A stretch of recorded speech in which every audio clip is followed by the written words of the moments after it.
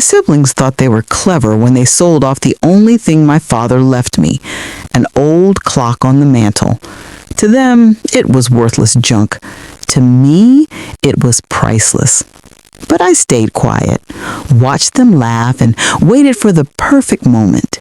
And when it came, they never saw it coming. Before we start, tell me, where are you listening from right now? I love seeing stories connect people across the world.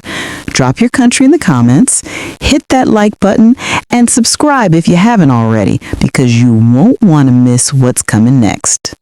I don't know if anyone else has ever had this feeling, walking into a room that has always feels familiar, yet it still feels wrong. Like when you walk into your childhood bedroom, but the posters are gone, and suddenly it doesn't feel like yours anymore. That's exactly how it felt the day I walked into the family living room and saw the mantel above the fireplace. Empty. The old wooden mantel had always been the centerpiece of my parents' home. When you walked into the living room, your eyes just naturally went there. Photos, little knickknacks, holiday decorations, they'd all rotated in and out. But one thing had always stayed put: the family heirloom. It was a clock. Not just any clock, this ornate brass and wood mantel clock that my grandfather had carried back from Europe after the war. Its face was cracked just slightly, its brass tarnished in some spots, but to me it was the soul of that room. My father used to wind it every Sunday afternoon, and I swear I could still hear the echo of the tick-tock in my memory. But on that day, it wasn't there. At first, I froze in the doorway, thinking maybe it had been moved for dusting. My mom used to do that sometimes. But no, the mantel wasn't just missing the clock, it was bare, naked, like something had been ripped away and the room hadn't healed yet. I dropped my bag and went straight to the fireplace. My fingers brushed across the faint outline of dust where the clock used to sit. That hollow space might as well have been a tombstone. "Mom," I called out. My sister Jenna answered instead. She came down the hallway with that usual fake sweet smile of hers, the one that always looked more like a smirk than anything else.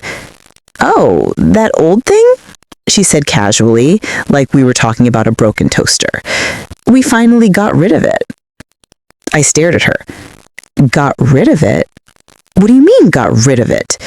She shrugged, leaning against the wall like she was enjoying my confusion. "It was just clutter. Mom and Dad never cared for it anyway. We sold it off." Sold. The word rang in my ears like a church bell. "You what?" My voice cracked louder than I meant. That was when my brother Mark poked his head in from the kitchen. He had a beer in his hand, always did these days, and grinned like he was in on some joke I hadn't heard. "Don't get all dramatic. Nobody wanted that dusty thing. We put it in the estate sale. Someone probably got a kick out of it."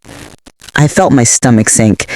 I didn't know if I was angry, heartbroken, or both.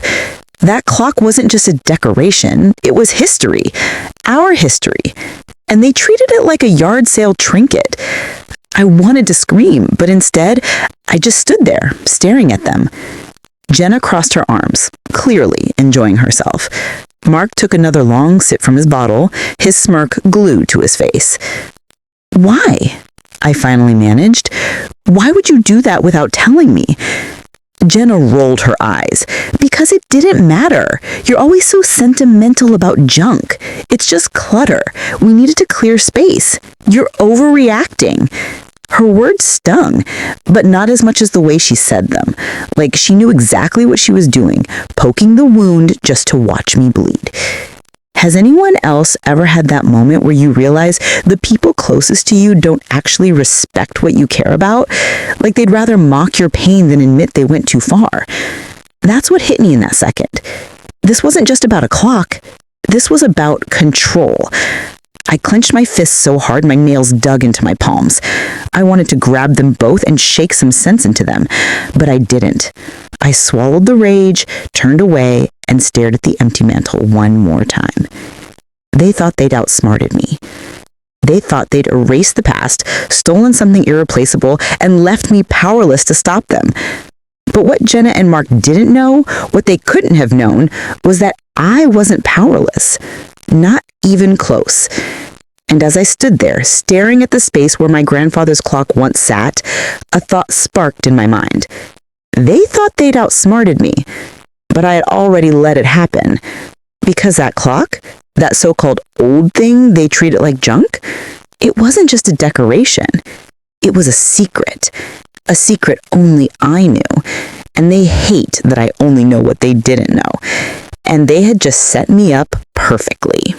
The thing about betrayal is, it never starts with strangers. It's always the people you trust, the ones you grew up with, the ones who share your blood.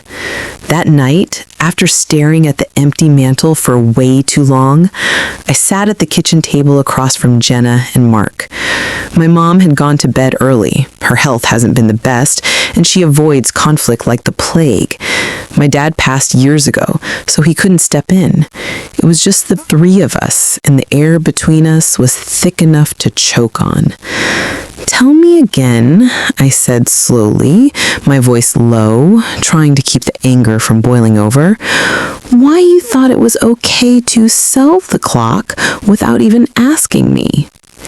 Jenna sipped her wine like she was sitting in a cafe, not casually trampling all over family history. "Because it wasn't worth anything," she repeated. "It was just sitting there collecting dust. Do you really want to keep living in a museum of dead people stuff?" Dead people stuff? That's what she called it? I leaned forward. That clock belonged to Grandpa. He carried it across the ocean. He gave it to Dad before he died. It was never junk. You know that. Mark let out a little laugh, the kind that's more insult than humor.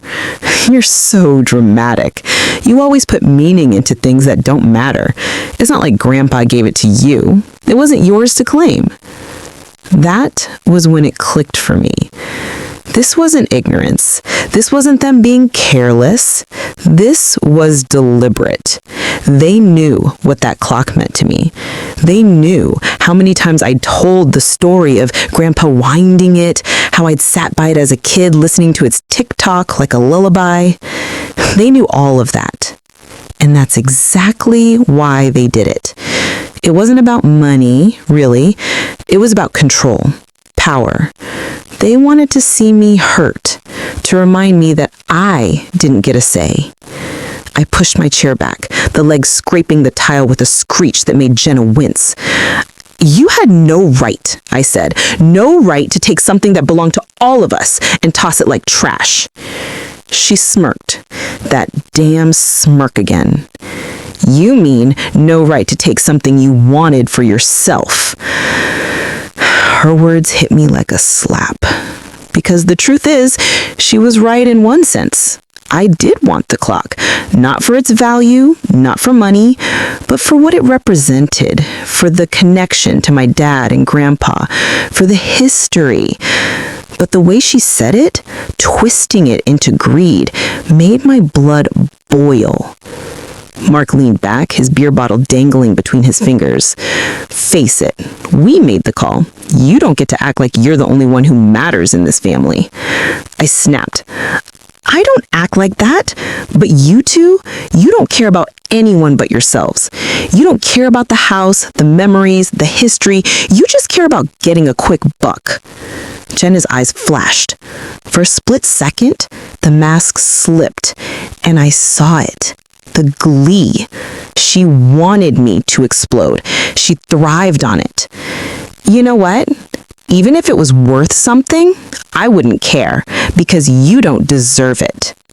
I froze. "You heard me," she said, her voice sharp as glass. "You've always been Dad's favorite. You always got the stories, the attention, the respect. Well, guess what? He's not here anymore. And neither is that stupid clock." Mark chuckled like this was the best show he'd seen all week. "Cheers to that," he muttered, raising his bottle. Something inside me cracked. Has anyone else ever had that moment where you finally see people for what they truly are? Where all the excuses you've made for them, oh, they're stressed, or oh, they don't mean it like that, suddenly shatter and you realize, no, they meant it. They wanted it. They wanted to break you. That was the moment for me. I stood up, my hands shaking, my throat tight. Fine, I said, my voice barely above a whisper. You want to play games? Go ahead. But remember this moment.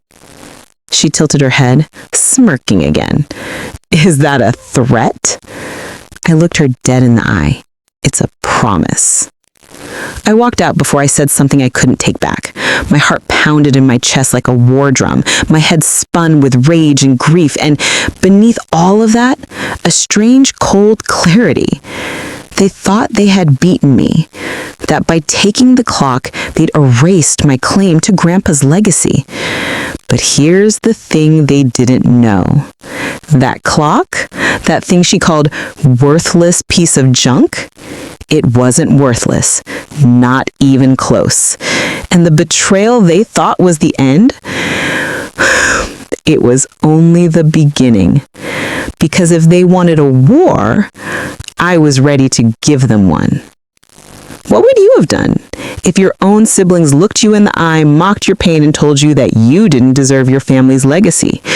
Would you walk away, or would you find a way to make them regret every word? I didn't sleep much after that night. My head was a storm. Memories of Grandpa winding that clock, the hollow space on the mantel, Jenna's smirk, Mark's mocking laugh.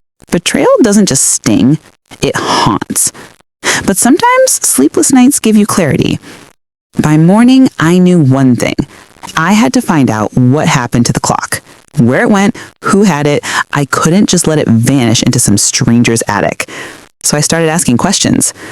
The estate sale had happened the week before. Jenna was in charge of organizing it, of course. She loved control, loved being the center of things. I checked the leftover receipts on the counter while she was out running errands. Most of it was boring junk. Old lamps, chipped dishes, random furniture. But then I saw it. One line that made my pulse quicken. Mantel clock sold to auction house rep. They hadn't just tossed it to some random neighbor. They'd given it to an auction house. That changed everything. The following Saturday, I walked through the tall glass doors of the auction house downtown.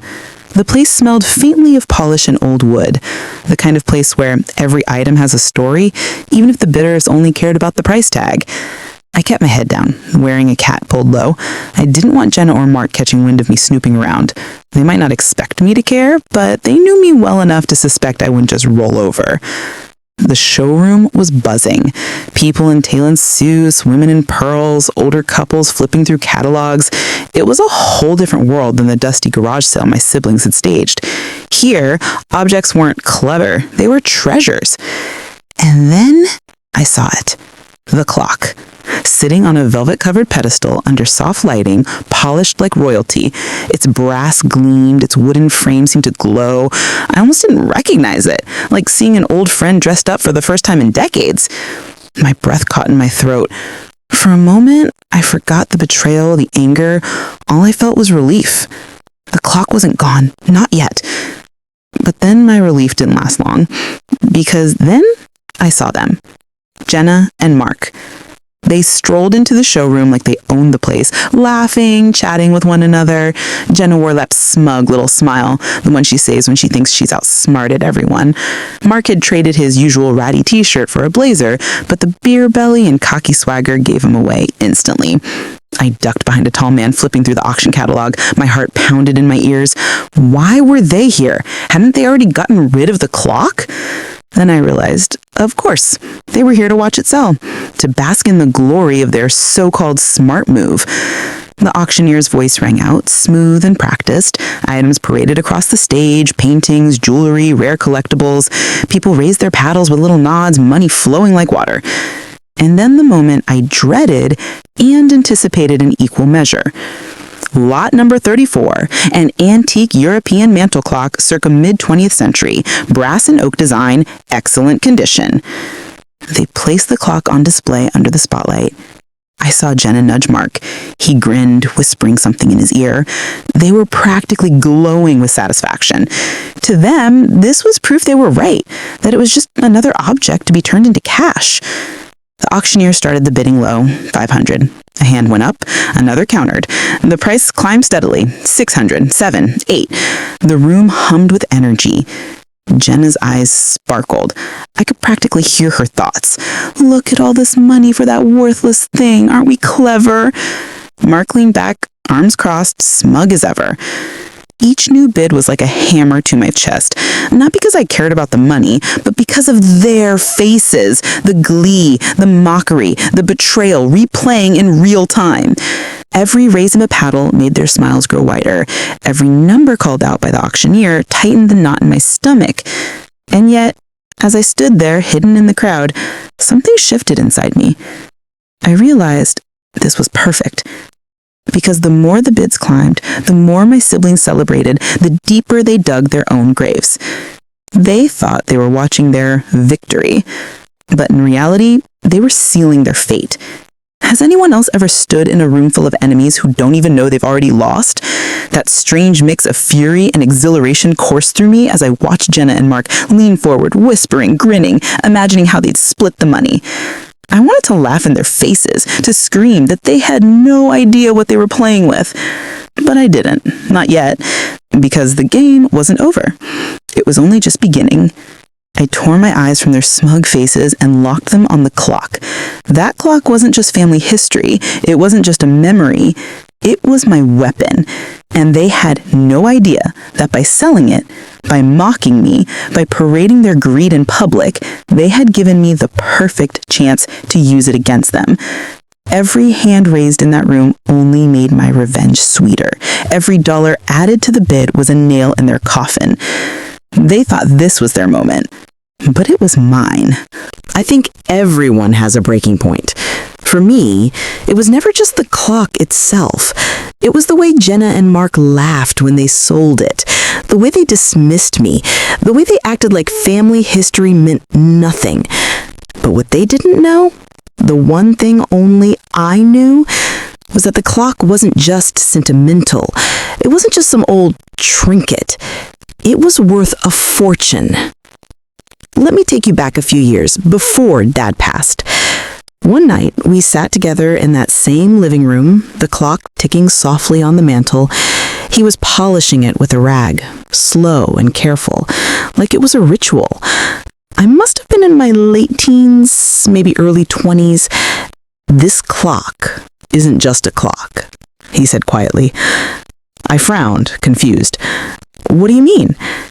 He set the rag down, turned the clock over, and pressed against a small brass panel on the back.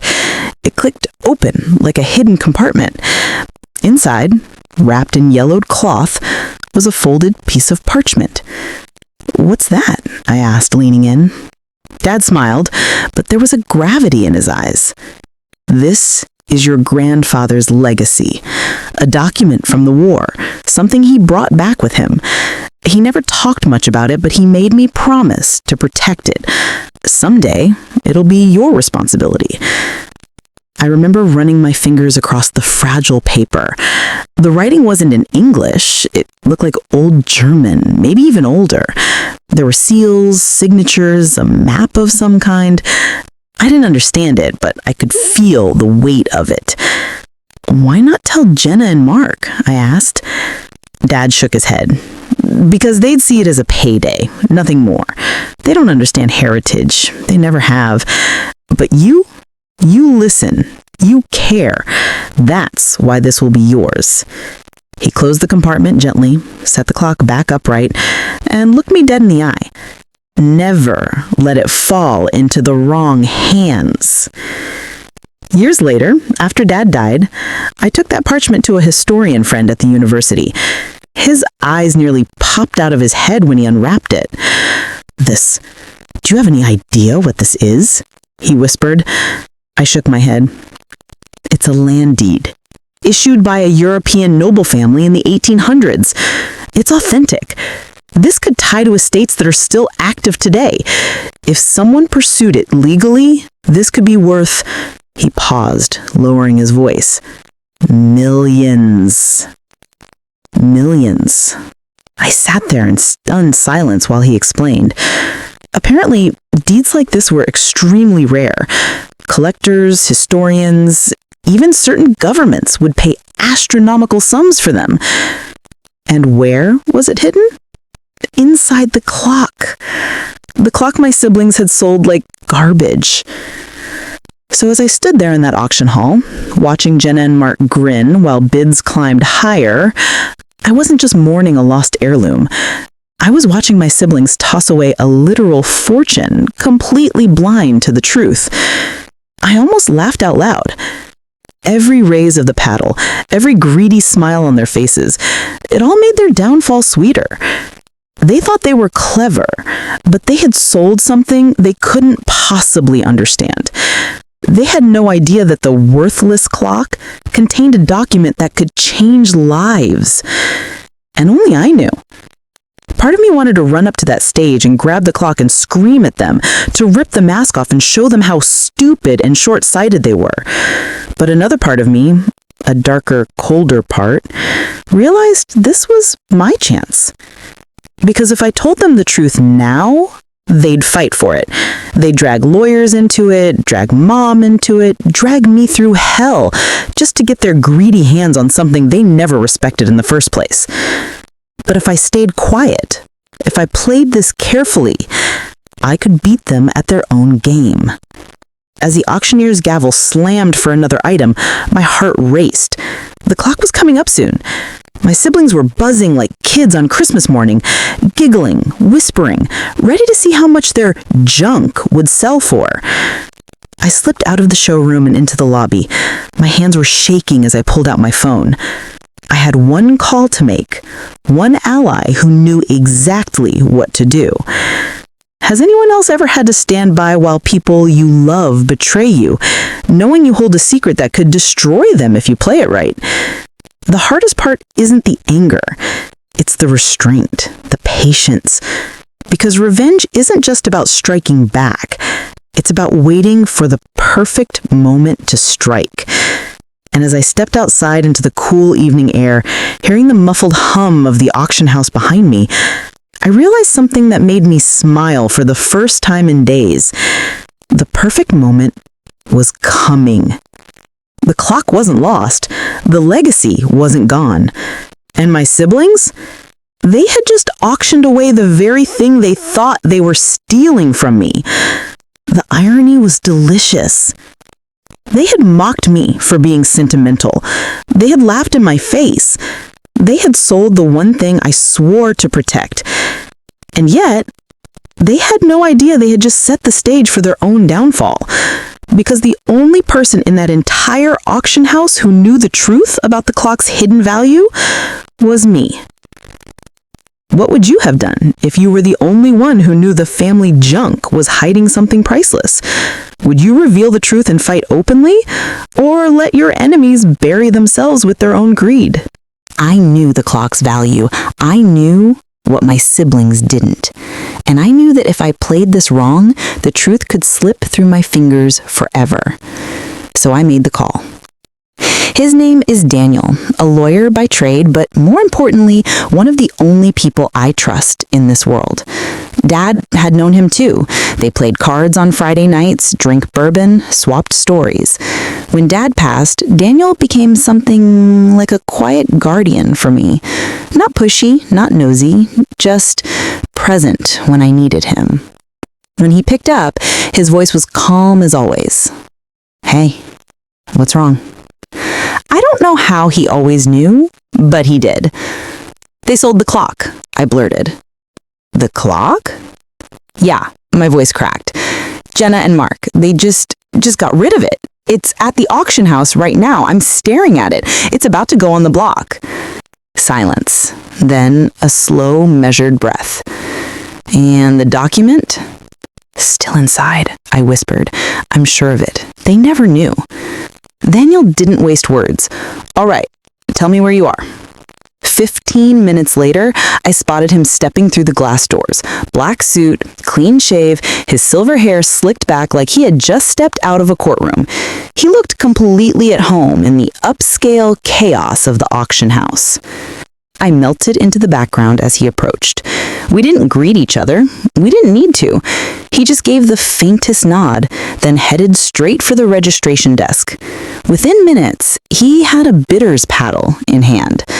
The silent bidder was born. By the time Daniel slipped into the showroom, the clock was being wheeled onto the stage. The spotlight caught it again, its brass face glowing under the lights. "Lot number 34, the auctioneer announced, voice booming. "Antique European mantel clock, circa mid-20th century. Shall we start the bidding at $500? A hand shot up instantly, then another. The crowd was eager tonight. I scanned the room. Jenna and Mark were sitting in the second row, leaning forward with predatory smiles. Jenna whispered something and Mark chuckled, shaking his head. They were enjoying this far too much. Then, quietly, without ceremony, Daniel lifted his paddle. "500 to the gentleman in the back," the auctioneer called. The bids started climbing. 600, 7, 8. Each time Daniel countered with a calm, deliberate raise. Not too fast, not too desperate, just steady, like he was guiding the price upward with invisible strings. I kept my eyes on Jenna and Mark. Their smirks widened as the numbers climbed. To them, this was proof they'd been right all along. This worthless clock was making them money. Every nod from Daniel, every dollar added, only fed their arrogance. They were already planning how to split the proceeds, I could tell. And that was the beauty of it. Because they had no idea that the bidder driving up the price, the bidder ensuring the clock stayed within reach, the bidder whose paddle moved like clockwork, was mine. The bids climbed past 1,000, then 1,500. The room buzzed with energy, but my pulse was louder than all of it. Has anyone else ever felt that strange duality, rage and triumph mixing together, spinning inside you until you almost can't breathe? That's what it felt like watching Daniel work. I wanted to scream across the room, "You see this? You smug bastards, you're being played." But I didn't. I bit the inside of my cheek until I tasted blood and stayed silent, because revenge is quiet before it's loud. At one point, I saw Jenna lean closer to Mark, her lips curling into a sneer. "See, I told you, people are eating it up. He would have just let it sit on the mantel and now it's actually worth something." Mark snorted. "Idiots paying for trash. Their problem, not ours." Idiots. That's what he called them. That's what he called Daniel. That's what he would have called me if he knew I was there. But who was the real idiot? The one selling a treasure for scraps, or the one who knew exactly what it was worth? Two other bidders dropped out by the time the price hit $2,500. Daniel didn't flinch. He raised, steady as a machine, his expression unreadable. The remaining bidder, a heavy-set man in a gray suit, hesitated, then lifted his paddle again. The duel had begun. 2,600, the auctioneer barked.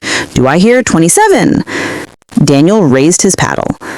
The man in gray countered. Back and forth they went, each nod sending ripples through the room. Jenna and Mark leaned forward eagerly, their eyes practically glowing. 3,000! A murmur swept through the audience. That was higher than most people had expected. I glanced at my siblings. Jenna gripped Mark's arm, whispering excitedly. Mark grinned ear to ear. They looked like gamblers who thought they were holding the winning hand, and all I could think was, keep smiling, keep believing. The higher this goes, the sweeter your crash will be. The years climbed past 3,200, then 3,400, then 3,600. The man in gray was sweating now. Daniel wasn't. He raised his paddle like he was brushing lint off his sleeve. Calm, collected, unstoppable. $4,000, the auctioneer shouted. Gasps rippled through the crowd. Even I felt my breath catch. $4,000 for a clock my siblings had dismissed as junk. I wanted to laugh in their faces, to lean over and whisper, "Still think it's worthless?" Instead, I clenched my fists behind my back and stayed silent. Because the silent bidder wasn't done yet. The man in gray hesitated at $4,200. His hand hovered over his paddle, then dropped. $4,200, once, twice. Before the gavel could fall, Daniel lifted his paddle one more time. $4,500. The room erupted in whispers. The man in gray shook his head, defeated. The auctioneer scanned the room, but no one else moved. $4,500, once, twice, sold to the gentleman in the back. The gavel slammed. The clock was his. The clock was mine. Has anyone else ever felt that intoxicating rush of victory before your enemies even realize they've lost? That's what it felt like in that moment. Jenna and Mark were still beaming, still whispering excitedly to each other. They thought the money was theirs. They thought they had won. But the truth was already written. The clock belonged to me. Again. And they didn't even know it. As the crowd buzzed and the auctioneer moved on to the next item, I slipped out into the cool night air. The silent bidder had done his job. The clock was safe. The secret inside it was safe. And my siblings? They were celebrating a victory that didn't exist. They had no idea. They just cheered for the girl who was about to destroy them. The gavel had already fallen. The clock was mine again. But inside the showroom, you'd never have guessed it. Jenna practically bounced in her seat, her hands clapping together like a child on Christmas morning. $4,500, she whispered, eyes sparkling. Mark, do you realize what that means? We just sold Dad's old junk for more than his car was worth. Mark grinned, shaking his head in disbelief. Unbelievable. Some idiot really wanted it that bad? Fine by me. That's free money. They laughed, their shoulders shaking, their voices brimming with smug delight. And I stood there, in the shadows of the lobby, watching them, every muscle in my body trembling with the effort not to scream. Free money. That's what they called it. Tad's legacy. Free money. Has anyone else ever wanted to grab someone by the shoulders and shake them until they understood the value of what they just destroyed? That's what it felt like watching those two celebrate. But I didn't move. Not yet. Because the best revenge isn't loud. It's patient. Inside the office, Daniel was already settling the purchase. His name went on the invoice, his signature flowed across the dotted line. The clerks congratulated him on the acquisition. No one knew he wasn't buying it for himself. No one knew he was a stand-in, a mask, a shield. The silent bidder. By the time Jenna and Mark reached the payment desk to collect their earnings, Daniel had already vanished with the clock tucked safely away. Two paths crossed in that building. Theirs dripping with arrogance, and ours moving with precision. They never even noticed. I followed at a distance as they strutted out into the night air, laughing like hyenas. $2,200 each, Jenna said, clutching the envelope. Not bad for an afternoon's work, huh? Easiest money I ever made. Mark tore open the envelope, flicking through the bills like a dealer at a poker table. Man, if we'd known Dad's crap was worth this much, we'd have sold half the house by now. Jenna snorted. Too bad the rest really is crap. This was the only piece anyone cared about. I froze in the doorway, my fists clenching. The only piece? They had no idea what was inside that clock. No idea that the clock itself was worth nothing compared to the secret it carried. I wanted to walk right up to them, tear the envelope from their hands, and scream the truth in their faces. You didn't sell a clock. You sold your inheritance. You sold Dad's final words. You sold the key to everything. But I didn't, because shouting doesn't change people like them. It only feeds them. No, I would let them enjoy their moment. I would let them believe they had won, because their celebration made the coming crash all the sweeter. Has anyone else stood in silence while their enemies threw a victory parade they didn't deserve? It's like watching someone light fireworks over a graveyard. Bright, loud, beautiful, but built on ashes. That's what this night was for me. I didn't just watch them win. I watched them dance on their own graves. Later that night, I met Daniel in the parking lot of a quiet diner on the edge of town. The clock sat in the trunk of his car, wrapped in cloth like a relic. He looked at me carefully. "You're sure?" I nodded, my throat tight. "Then it's time we open it," he said simply, closing the trunk. As the tail lights disappeared down the road, I realized something. The sale wasn't the end. It was the turning point. My siblings thought they had closed the book on Dad's clock. But in reality, they had just written the first line of their downfall.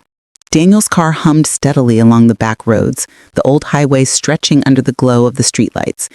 In the trunk sat the clock, silent and heavy, but it might as well have been a bomb.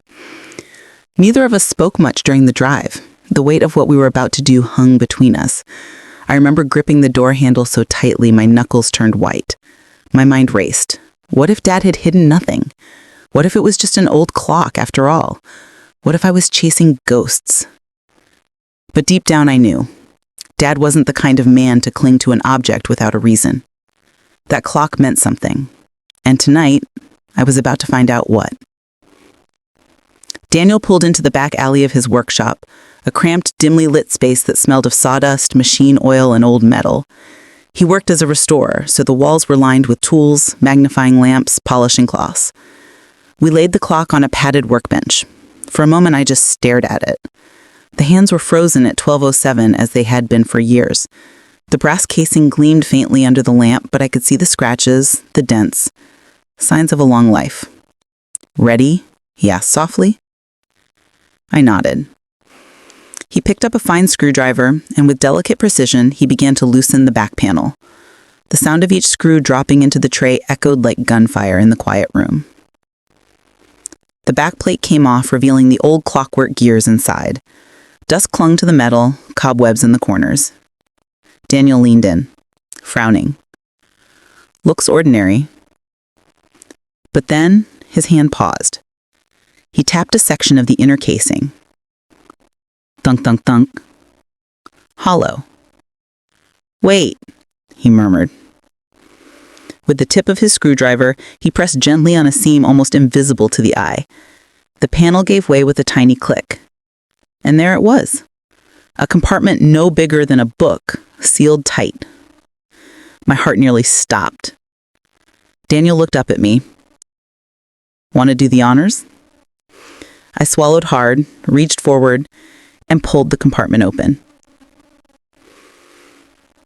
Inside, wrapped in oilskin cloth, lay a bundle of folded papers. The papers were yellowed with age, edges crisp, but the handwriting across them was unmistakable. My father's looping script. I couldn't breathe. With shaking fingers, I unfolded the first page. It wasn't just a letter. It was a will. Dad had written it himself, separate from the one the family had seen, separate from the official documents. This wasn't about property or houses. This was about the truth. He detailed everything, how he'd paid off debts none of us knew about, how Jenna had pressured him in his final months for money, how Mark had tried to sell parts of the estate before Dad was even gone. And at the very end, in bold, underlined handwriting, he had written, "The clock goes to the one who remembers its worth, not in money, but in family. If you're reading this, I hope it means you cared enough to look deeper. I swear my chest ached reading that. It was like Dad was in the room with me. Tucked beneath the papers was a certificate, faded but still legible. Authentication from a museum society confirming that the clock itself was a rare 18th century original crafted by a renowned clockmaker. Estimated value, 6 figures. 6 figures. That was the moment I almost laughed out loud. Jenna and Mark thought they'd pawned off a worthless relic for a couple $1,000s. In reality, they'd thrown away a piece of history worth more than their houses combined. And I, quiet, ignored, underestimated me, was now holding it. The next morning, the news hit the papers. Auction house announces rare clock discovery, historical piece worth over $200,000. There it was, splashed across the front page. Reporters loved it. Small town family sells off rare heirloom for peanuts. Collector scoops it up. Guess who the collector was? Daniel. Of course. And guess who read that headline over breakfast, their smug grins turning into horror? My dear siblings. I didn't see their faces when they first read it, but I heard about it. A neighbor told me Jenna nearly dropped her coffee cup. Mark apparently stormed out of his house shouting loud enough for half the block to hear. All I could do was smile into my mug of tea. Because for the first time they knew. They knew they hadn't just stolen from me. They had destroyed themselves. The clock sat back in my house, polished, restored, Dad's letter safe inside. And as I slid it back onto the mantel, its rightful place, I whispered under my breath. They thought they'd won. But Dad and I, we were always 3 steps ahead. It was the second morning after the auction, when the pounding started. 3 sharp knocks, angry and impatient. I opened the door to find Jenna and Mark standing there, their faces pale, their eyes wild. They weren't dressed for a casual visit. Jenna still had her hair uncombed, and Mark's shirt was wrinkled, buttoned wrong, like he'd thrown it on in a rush. "Where is it?" Jenna snapped. I leaned against the frame, feigning calm. "Where's what?" "Don't play dumb," Mark hissed, his jaw tight. "The clock. The paper said it's worth a fortune. That collector at the auction, he tricked us. We want it back." I tilted my head.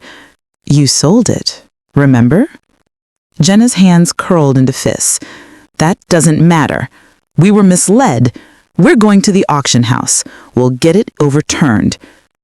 I crossed my arms, savoring the moment.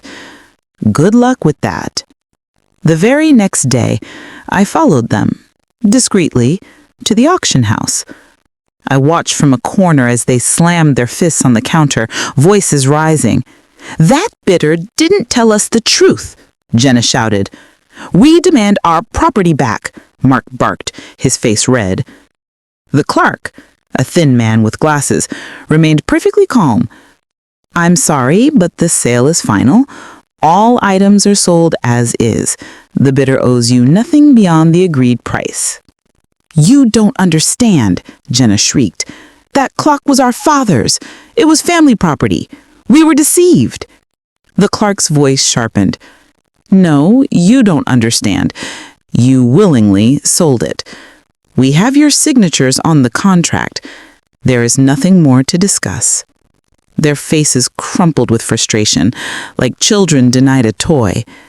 And me? Standing unseen just a few feet away, I nearly laughed out loud. That night, they stormed back to my house. "You knew it, didn't you?" Mark accused, his voice trembling with rage. "You were in on it," Jenna spat. I let the silence drag out. Then slowly, I smiled. "Do you really want to know who bought it?" Their eyes widened. I walked to the mantel, where the clock gleamed proudly, polished and whole. I rested my hand on it, feeling its weight, It's history. Meet the buyer. The color drained from their faces. You? Whispered Jenna, her voice breaking. I nodded. Every bid you cheered, every time you thought you were cashing in, that was me, through Daniel. I bought it back while you handed over your inheritance like it was scrap metal. Mark's voice cracked, teetering on desperation. That's not fair. You tricked us. I laughed, a sound that startled even me. You tricked me? You sold it behind my back. You lied. You mocked me for caring, and now you want to call it unfair? Jenna's lips trembled. We didn't know. No, you didn't care. There's a difference. For the first time, I saw something in their eyes I'd never seen before. Fear. Not anger, not arrogance, fear. Because they realized they weren't holding the strings anymore. I was. And the strings had already tangled into a noose around their necks. Has anyone else ever had that moment? The moment where the bullies who tormented you suddenly see you as someone they can't push around anymore?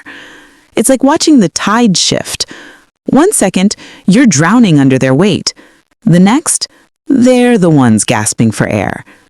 That night, Jenna and Mark left my house empty-handed. Their shoulders slumped, their pride shattered. And I knew the collapse had only just begun. I placed the clock back in its rightful spot on the mantel and whispered, Dad, they finally know. They finally see. But a question burned in my mind. Was this enough? Or was there more justice yet to come? What would you do if the very people who betrayed you came crawling back, begging for something they threw away? Would you show them mercy or twist the knife just a little deeper? Because it all started with a phone call. Late at night, long after I'd settled into bed, my phone buzzed on the nightstand. The name lit up the screen. Jenna. I almost didn't answer, but curiosity won. Hello? Her voice was small, almost trembling. We need to talk. Before I could respond, another voice came on the line. Mark's. Harsh. Brittle. Look, we messed up, okay? Just let's work something out. I leaned back against my pillow, letting the silence stretch. Work something out? After you sold Dad's clock? After you mocked me for caring? Mark's breath hissed through the receiver. We didn't know. How could we have known it was worth that much? I smiled to myself. That's the point, Mark. You didn't care enough to know. 2 days later, they showed up at my house again. This time, there was no fire in their eyes, no smug grins, just hollow desperation. They sat at my kitchen table like children waiting to be scolded. Jenna leaned forward, clasping her hands together. Please, you don't understand. We need that money. I have bills, debt. If you could just share some of it with us. I raised my eyebrows. Share? You mean the money you laughed about 2 weeks ago? The easy cash you bragged about over coffee? Her face went pale. Mark jumped in. It's only fair. We're family. Family shares. I laughed, a cold, bitter sound that filled the room. Family doesn't stab each other in the back. Family doesn't sell their father's memory for pocket change. Jenna's voice cracked. We were wrong, okay? We were greedy, but you don't need all of it. Think of us. Think of what Dad would want. That line nearly made me lose my temper. I slammed my hand on the table. Don't you dare bring Dad into this. Dad trusted you, and you betrayed him. He left that clock for someone who remembered its value. Not you, not Mark, me. For once, they had no comeback. Mark looked away, his jaw tight. Jenna's eyes brimmed with tears. And I sat there, watching the collapse of the empire they thought they'd built on lies. Finally, I leaned forward, my voice steady, calm, merciless. You signed it away. You laughed in my face. You called it junk. And now that you've realized what you lost, you come crawling back, asking for scraps. But here's the truth. There are no scraps. You sold it. You lost it, and I won't save you from the consequences of your own greed. The silence that followed was heavier than anything I'd ever felt. Jenna sniffled, her shoulders shaking. Mark just stared at the table with his fists clenched, but powerless. They weren't conquerors anymore. They were beggars. Has anyone else ever felt that moment, that deep, chilling shift where the people who held power over you suddenly realize they're the ones powerless? It's intoxicating. It's terrifying. It's justice. That was the night I saw them break. When they left, they didn't slam the door. They didn't shout. They just shuffled out into the night, shadows of the arrogant siblings who once stood so tall. And for the first time in years, I felt something I hadn't dared to hope for. Peace. The house was silent the night I finally placed the clock back on the mantel. No laughter, no footsteps, no arguments. Just me, the steady hum of the heater, and the faint creak of old wood as I set the clock in its place, the exact spot where it had always belonged. For weeks, that space had been empty, a gap on the shelf, a reminder of what was stolen. But now it was whole again.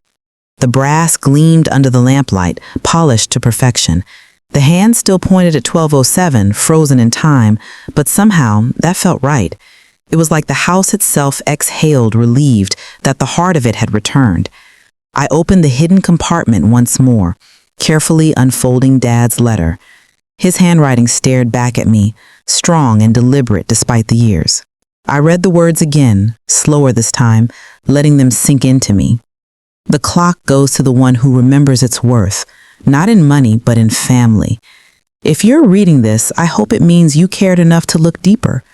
Those words cut deeper now than they had the first time, because in them, I saw everything Jenna and Mark had thrown away. They wanted money. They got nothing. I wanted meaning, and I got Dad. I could almost see him then, my father, sitting in his old armchair, polishing the clock, humming the same tune he always hummed. He'd glance at me, smile faintly, and say, "This one matters. You'll understand someday." And finally, I did. It wasn't just a clock. It was a test, a final lesson. And only one of us had passed. Make no mistake, I had won. Jenna and Mark's greed had left them broken, humiliated, their pride shattered. The town whispered about them now, about how they'd thrown away a fortune because they couldn't see past their own arrogance. Meanwhile, I had the clock, the certificate, Dad's secret will, everything. But here's the thing about revenge. Even when it's sweet, it's never clean. Because every time I looked at that clock, I couldn't help but remember what it cost. Not money, not even the fights, but family. The kind of family I could never get back. Has anyone else ever won but felt the weight of the victory sit heavy on their chest? Like, yes, justice was served, but at the same time, something softer, something irreplaceable had been lost forever. That's what this felt like. The clock ticked silently in the corner, and I realized I had justice. I had peace. But I didn't have siblings anymore. I poured myself a glass of whiskey, sat back in Dad's old chair, and stared at the clock. They auctioned away their trust, I whispered to the empty room, and I bought back my freedom. The words echoed, soft and final. For the first time in years, I wasn't angry anymore. I wasn't afraid. I was free. The clock is safe now. My siblings have backed off too embarrassed or too ashamed to show their faces much anymore. The town knows the story. Their reputations are in shreds. Mine, stronger than ever. And yet, at night, when the house is quiet, the questions creep in.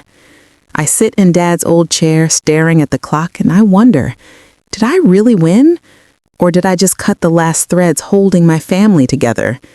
I keep thinking about Jenna's trembling hands on my kitchen table, about Mark's hollow eyes when he realized the truth. They were cruel. They were greedy. They betrayed me. But they're still my siblings, and I don't know if I'll ever forgive them.